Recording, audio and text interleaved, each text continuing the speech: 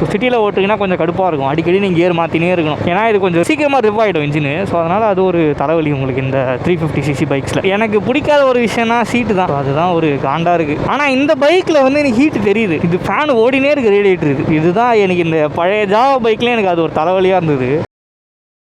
Hello guys, welcome back to our channel. என் பேர் ரமேஷ். நீங்கள் இந்த சேனலுக்கு புதுசாக இருந்தீங்கன்னா ஒரு சப்ஸ்கிரைப் மட்டும் பண்ணி விட்டு போயிடுங்க, ரொம்ப ரொம்ப யூஸ்ஃபுல்லாக இருக்கும். சரி, இப்போ இந்த வீடியோ எதுக்குன்னா, நீங்கள் ஒரு ஜாவா 42FJ வாங்குற பிளானில் இருந்தீங்கன்னா இந்த வீடியோ உங்களுக்கு யூஸ்ஃபுல்லாக இருக்கும். ஸோ நான் வந்து ஆக்சுவலாக டெக்னிக்கல் ரிவ்யூ அதெல்லாம் சொல்ல மாட்டேன். டெக்னிக்கல் ரிவ்யூ அந்த ஸ்பெக்லாம் பார்க்கணுன்னா நீங்கள் அவங்க வெப்சைட்லேயே பார்த்துக்கோங்க, யூஸ்ஃபுல்லாக இருக்கும். இல்லை வேறு சேனல் இருந்தாலும் ஓகே, நீங்கள் அதை கூட பார்த்துக்கலாம். நான் இங்கே அதை பற்றி பேச வரல. நான் இந்த பைக்கை ஓட்டுறேன், எனக்கு இது எப்படி ஓட்ட ஃபீல் ஆகுதோ அது உங்ககிட்ட சொல்கிறேன். உங்களுக்கு ஓகேனா இந்த வீடியோ பார்க்கலாம். ஓகே, பார்க்குறீங்கன்னா அப்படியே கொஞ்சம் சப்ஸ்கிரைப் பண்ணி விட்டு பாருங்கள், கொஞ்சம் யூஸ்ஃபுல்லாக இருக்கும். சரி, ஃபர்ஸ்ட் இதோட லுக்ஸ். இதோட லுக் எடுத்துட்டீங்கன்னா வைங்களேன், ஒரு மாதிரி டிஃப்ரெண்ட்டான ஒரு ரோட்ஸ்டர் கைண்ட் ஆஃப் தீமில் இருக்குது. ஸோ நீங்கள் அந்த ஹார்லி டேவிட்சன் பைக்லாம் இருக்குது பார்த்தீங்களா, ஸோ அந்த மாதிரி இதுதான் இருக்குது பார்க்கறதுக்கு. இது அந்த ஹார்லியில் ஒரு எனக்கு பேர்லாம் தெரியல, ஹார்லியோட பைக்ஸ்லாம். ஸோ அதில் இருக்க ஒரு லுக்கு மாதிரி தான் இந்த பைக் இருக்குது. பட் ஆனால் லுக்கு நல்லா இருக்குது பார்க்குறதுக்கு. ஸோ ஒரு மாதிரி கிளாசிக்கில் பயங்கரமாக சைலன்ஸ் எல்லாம் கொஞ்சம் மேலே தூக்கி நல்லா இருக்குது பார்க்குறதுக்கு. லுக்கும் எனக்கு பிடிச்சிருக்கு. அது ஒருத்தவங்களோட பெர்ஸ்பெக்டிவ் தான், ஒருத்தருக்கு பிடிக்கும் ஒருத்தருக்கு பிடிக்காது. அதனால் அப்படி எனக்கு பிடிச்சிருக்குப்பா.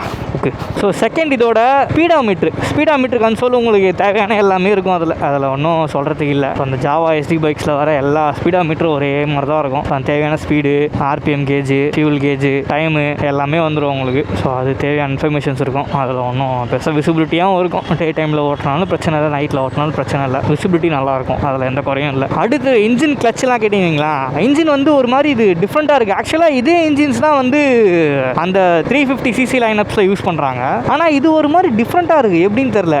கிளச்செலாம் கொஞ்சம் டைட்டாக இருக்க ஃபீல் இருக்குது, கியரும் வந்து கொஞ்சம் கிளங்கியாக டக்குன்னு தான் உழுது. ஸோ அந்த டிஃப்ரென்ஸ் எப்படி வருதுன்னு தெரியல. எல்லாமே ஒரே இன்ஜின் மாதிரி தான், ஒரே பிளாட்ஃபார்ம் கீழே தான் வரும். ஸோ அது டிஃப்ரென்ஸ் வந்து கொஞ்சம் பண்ணுறாங்க, அதுதான் என்னன்னு தெரில. இதை விட ஸ்கிராம்ப்ளரோட இன்ஜின் சூப்பராக இருக்குது. எஸ்டி ஸ்கிராம்ப்ளர் இருக்குது பார்த்தீங்களா, அதோட இன்ஜின் சூப்பராக இருக்குது. ஆனால் கத்தார் இன்ஜின் சொல்லுவாங்க. இது ஆல்ஃபா 2 ஆல்ஃபா இன்ஜின் சொல்லுவாங்க. இது ஏதோ ஒன்று வரும், அந்த மாதிரி இன்ஜின் தான் இது. ஆனால் அது டிஃப்ரென்ஸ் இருக்குது, நல்ல டிஃப்ரென்ஸ் தெரியுது உங்களுக்கு. அது அந்த இன்ஜினுக்கும் இந்த இன்ஜினுக்கும். ஸோ இது இன்ஜின் பர்ஃபார்மன்ஸ் பிக்கப்லாம் கேட்டிங்கன்னா தேவையான அளவுக்கு பவர் இருக்குது. உங்களால் ஆக்சிலேட்டர் முறுக்குனிங்கன்னா வண்டி வந்து பிக்கப் நல்லா புல் பண்ணுது. ஸோ அதில் குறை சொல்கிற மாதிரி எதுவும் இல்லை. ஆனால் இதுவும் சேம் அதே 350 மாதிரி தான். உங்களை வந்து டப்புன்னு கியர் மாற்ற சொல்லினே இருக்கும். சிட்டியில் ஓட்டுங்கன்னா கொஞ்சம் கடுப்பாக இருக்கும், அடிக்கடி நீங்கள் கியர் மாற்றினே இருக்கணும். ஏன்னா இது கொஞ்சம் சீக்கிரமாக ரிவ் ஆகிடும் இன்ஜின். ஸோ அதனால் அது ஒரு தலைவலி உங்களுக்கு இந்த 350cc பைக்ஸில். ஸோ இது டெக்னிக்காக சொல்லணும்னா இது 334cc. உங்களுக்கு 350 கூட இருக்காது, 334 தான். அது 350ன்னு சொல்கிறாங்க இவங்க. பட் அது ஓகே தான், ஏன்னா அந்த பவர் அதுக்கேற்ற மாதிரி வந்துடுது உங்களுக்கு. இப்போ நீங்கள் இதை வந்து நீங்கள் ராயல் என்ஃபீல்டு அந்த புல்லட்டோ இல்லை மீட்டியார் கூட கம்பேர் பண்ணிங்கன்னா இது எனக்கு வே பெட்டர். ஏன்னா அதெல்லாம் ஏர் கூல்டு இன்ஜின், இது லிக்விட் கூல்டு ஃபுல்லாகவே. ஸோ அதனால் அந்த இடத்துல இது ஏன்னா ஷார்ட் ஸ்டோக் இன்ஜின்ஸில் இது எல்லாமே உங்களுக்கு. ஸோ அது பவர் பிக்கப் எல்லாமே உங்களுக்கு டிராஸ்டிக்காக டிஃப்ரென்ஸ் இருக்கும் அந்த வண்டிக்கும் இதுக்கும். ஆனால் அதை நீங்கள் கம்பேரே பண்ண முடியாது. மற்றபடி ஒரு ஹேண்டிலிங்கு கம்ஃபர்ட்லாம் கேட்டிங்கன்னா ஹேண்டில் பார் வந்து ஒரு மாதிரி கொஞ்சம் டவுனில் இருக்குது. ஹேண்டில் பாரெல்லாம் வைடாக தான் இருக்குது. வைடாக இருக்கிறதுனால உங்களுக்கு கம்ஃபர்டபுளாக இருக்கும், அதில் பிரச்சனை இல்லை. சீட்டு வந்து இன்னும் கொஞ்சம் ஃபோம் இருந்திருக்கலாம். ஃபோம் கம்ஃபர்ட் தான் எனக்கு கொஞ்சம் கம்மியாக இருக்க மாதிரி ஃபீலிங். எனக்கு இது ஜாவாவோட சீட் மாதிரி தான் ஃபீல் இருக்குது. அப்படியே அந்த ஜாவா சீட் மாதிரி தான் இது. ஜாவா 42 இருக்குது பார்த்தீங்களா, இப்போ FJ இல்லை, இது FJ. இதுக்கு முன்னாடி ஒரு 42 வெர்ஷன் இருக்குது, 300cc 299cc வரும் ஜாவா 42. ஸோ அதோட சீட்டு மாதிரி தான் இருக்குது. ஆனால் ஓகே தான், இன்னும் எனக்கு இன்னும் கொஞ்சம் ஃபோம் இருந்திருந்தால் நல்லா இருக்கும்னு தோணுது. அது ஒன்று தான் எனக்கு கொஞ்சம் பிடிக்காத விஷயம். அதில் லாங் ரைட்லாம் உங்களால் தாராளமாக போக முடியும், பட் அதுக்கேற்ற சீட் கம்ஃபர்ட் இருக்கணும். ஆனால் இதை நீங்கள் ஓட்டி பழகிட்டிங்கன்னா இந்த சீட் வந்து உங்களுக்கு பழகிடும். உங்கள் பம் அதுக்கேற்ற மாதிரி அடாப்ட் ஆகிடும், நீங்களும் அடாப்ட் ஆகிடுங்க. ஆனால் ரைடிங் பொசிஷன் வந்து கம்ஃபர்டபுள் தான். உங்களுக்கு ஹேண்டில் பார் நல்லா இருக்குது, ஃபுட் பேக்ஸ் நல்லா இருக்குது, பொசிஷனு. சீட்டு மட்டும் தான் ஒரு பிரச்சனை, அந்த சீட்டு வந்து கொஞ்சம் சாஃப்டாக இருந்திருக்கலாம். அடுத்து மைலேஜ்னு பார்த்துருந்தீங்களா, ஒரு 30 எக்ஸ்பெக்ட் பண்ணணும்னு நினைக்கிறேன். ஒரு 25 to 30, சிலருக்கு 30 மேலேயும் கூட வரும். ஸோ அதெல்லாம் ஓட்டுறவங்கள பொறுத்து தான் மைலேஜ்லாம். ஏன்னா எல்லா பைக்குமே இதுதான் மைலேஜ் அப்படி சொல்ல முடியாது, அது ஓட்டுறவங்கள பொறுத்து தான். பட் 30 வந்துடும், 30 வந்து ஷோராக வரும் உங்களுக்கு. ஓகே தான், 30 கிலோமீட்டர்ன்றது நல்ல மைலேஜ் தான். பிரேக்ஸ் எனக்கு ஓகே தான், ஒன்றும் அதுலேயும் பெருசாக ஒன்றும் பாதர் பண்ணுற மாதிரிலாம் இல்லை. சேம் எல்லாமே ஒரே பிரேக்ஸ் தான், அதில் டிஃப்ரெண்ட்லாம் எதுவும் இருக்காது. அதனால் பிரேக்லாம் வந்து சேம் தான். எல்லா அந்த SD அண்ட் ஜாவா பைக்ஸ் எல்லாத்துலேயும் பிரேக் சேம் தான், அதில் ஒன்றும் சேஞ்சஸே வராது உங்களுக்கு. ஏன்னா எல்லாமே ஒரே மாதிரி தான் இருக்கும். அது பிரேக் பேட்ஸ் வரட்டும் சரி, அந்த கேலிப்பர்ஸ் எல்லாமே சேம் தான் பிரேக். அதனால் அந்த பிரேக்கோட ஃபீட்பேக்ஸ் வந்து எல்லா பைக்ஸும் சேமாக தான் இருக்கும், அதில் வந்து எந்த டிஃப்ரென்ஸும் இருக்காது. டயர்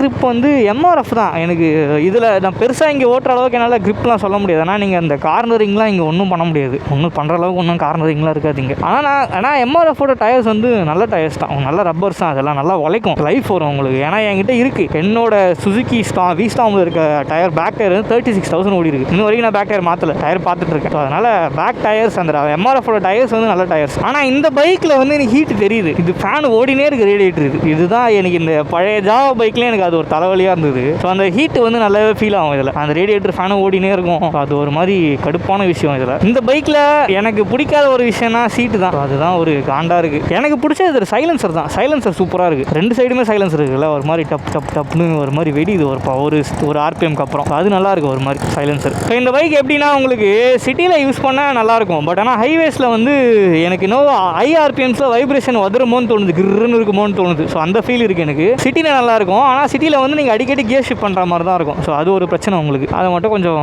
பார்த்துக்கோங்க, அவ்வளோதான். நீங்கள் உடனே கீர் மாற்றினு இருக்க ஃபீல் இருக்கும், அடிக்கடி கியர் ஷிஃப்ட் பண்ணணும். ஸோ அது மட்டும் தான் ஒரு பிரச்சனை. மற்றபடி ஒன்றும் ப்ராப்ளம் இல்லை. வெயிட் கூட ஓகே தான். வெயிட்லாம் ஒன்றும் மேனேஜ் பண்ணுற மாதிரி இல்லை. சீட் ஹைட்டு குட்டி தான். ரொம்ப ஹைட்டான வண்டிலாம் இல்லை இது. உங்களால் நல்லாவே காலை கீழே வைக்க முடியும். நான் இப்போ 5'6", 5'7" இருப்பேன்னு நினைக்கிறேன். என்னால் ரெண்டு காலுமே கீழே ஃப்ளாட்டாக வைக்க முடியும். அதனால் ஹைட் ஒன்றும் பாதர் பண்ணுற அளவுக்கு அது. வெயிட்டும் தெரியாது. நீங்கள் ஹேண்டிலிங்லேயும் உங்களுக்கு ஒன்றும் பெருசாக ஒன்றும் குறை சொல்கிற மாதிரி இல்லை. ஏன்னா ஹேண்டில் பார் நல்லா வைடாக இருக்குல்ல. ஸோ அதனால் கார்னரிங்ஸோ இல்லை உங்களால் ஹேண்டிலிங்கு கேப் அட்டன் பண்ணுறது, கேப் பண்ணக்கூடாது, பட் அந்த ஹேண்டிலிங்கு ஸோ அதெல்லாம் வந்து ரொம்ப கம்ஃபர்டபுளாக ஃபீல் இருக்குது. ஆனால் அந்த கியர் பாக்ஸ் மட்டும் கொஞ்சம் பிரச்சனை. ஏன்னா கிளங்கியாக இருக்குது. கியர் வந்து டக்குன்னு தான் விழுது, ஸ்மூத்தாக கியர் விட மாட்டுது.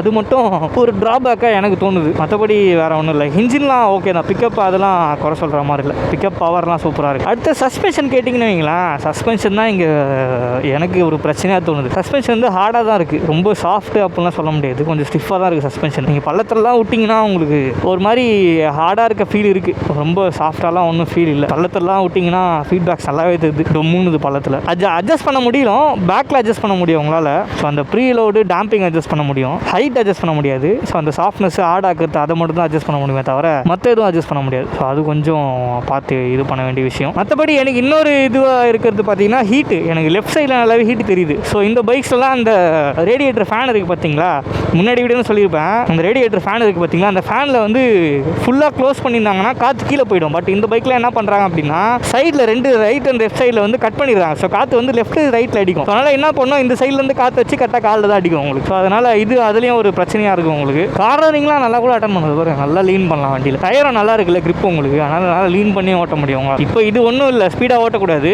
ஸோ மேக்ஸிமம் நான் வந்து இங்கே ஓட்டுறதுனால மேக்ஸிமம் 60 தான் ஓட்டும். அதுக்கு மேலே போக மாட்டேன். 50-60 தான். அதுக்கு மேலே ஸ்பீடும் ஓட்டக்கூடாது. ஏன்னா சிட்டி உள்ள இருக்கும். நம்மளால் யாருக்கும் எந்த பிரச்சனையும் வந்துடக்கூடாது. அதெல்லாம் நம்ம கேர்ஃபுல்லாக இருக்கும். ஓகே கைஸ், நானும் எனக்கு தெரிஞ்சு எல்லாமே சொல்லியிருப்பேன்னு நினைக்கிறேன். இன்கேஸ் அப்படி ஏதாவது சொல்ல மறந்துட்டு அப்படின்னா கமெண்ட் செக்ஷனில் கமெண்ட் பண்ணுங்கள், நான் ரிப்ளை பண்ணுறேன். இல்லை இன்ஸ்டாகிராமில் மெசேஜ் பண்ணுங்கள், அதில் ரிப்ளை பண்ணுறேன். சில விஷயம்லாம் கண்டிப்பாக நான் மிஸ் பண்ணுறேன். ஸோ அது ஏதாவது சொல்லலை அப்படின்னா தாராளமாக சொல்லுங்கள், கமெண்ட் செக்ஷனில் கேளுங்க, நான் ரிப்ளை பண்ணுறேன். எனக்கு இந்த ஜாவா HD பைக்ஸ் நிறைய எக்ஸ்பீரியன்ஸ் இருக்குது. நான் வச்சிருந்தேன், அதனால் சொல்கிறேன். அதனால் பார்த்து எடுங்க. உங்களுக்கு இந்த வீடியோ பிடிச்சிருந்துன்னா மறக்காம ஒரு லைக், ஷேர், சப்ஸ்கிரைப் பண்ணிவிட்டு போயிடுங்க. உங்கள் ஃப்ரெண்ட்ஸ் அண்ட் ஃபேமிலி யாராவது பைக் யூஸ் பண்ணுறாங்கன்னா ஹெல்மெட் போட்டு பைக் யூஸ் பண்ண சொல்லுங்கள். டிராஃபிக் ரூல்ஸை ஃபாலோ பண்ண சொல்லுங்கள். ஓகேவா? See you, take care, bye bye.